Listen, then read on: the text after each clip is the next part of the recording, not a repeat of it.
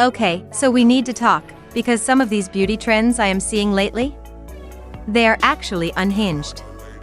We are going to count down the top 5 most questionable, extreme, and honestly kind of terrifying procedures that have been taking over the internet. And no, you are not prepared for how far people are actually going to change their bodies. Let's get into the spill. First up, let's talk about those bubble eyes, or what people are calling the cat eye thread lift gone wrong. Basically, people are getting threads inserted under the skin near their temples to pull their eyes into that extreme, upturned shape. But when it's done poorly or over-tightened, it creates these weird, puffy fluid pockets right above the eye socket. It makes the area look distorted and swollen, like a bubble, and it can actually mess with your ability to close your eyes properly. It is a major yikes. You better be joking.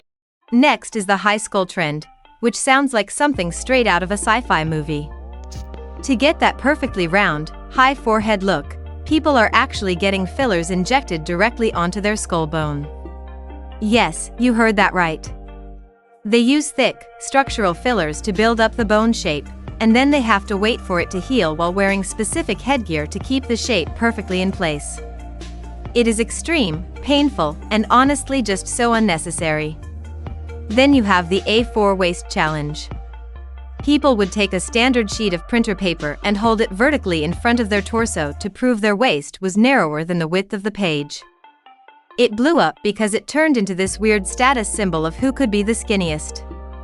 It was totally toxic because it ignored that most people, regardless of health, just don't have that bone structure, and it made so many people feel bad about their own bodies. The iPhone knee challenge was another one of those viral moments that made no sense. I am confused. People would place an iPhone 6 across their knees while standing to see if it covered the entire width of their kneecaps. If the phone was wider than their legs, it was considered a success. It was just another way for people to compete over who could have the thinnest legs, which is wild because it has everything to do with how your bones are shaped and absolutely nothing to do with being healthy or fit. Lastly, the belly button challenge was everywhere. To do it, you have to reach your arm around your back and try to touch your belly button. Everyone thought it was a test of how fit or skinny you were, but it is actually just a test of how flexible your shoulders are and how long your arms are.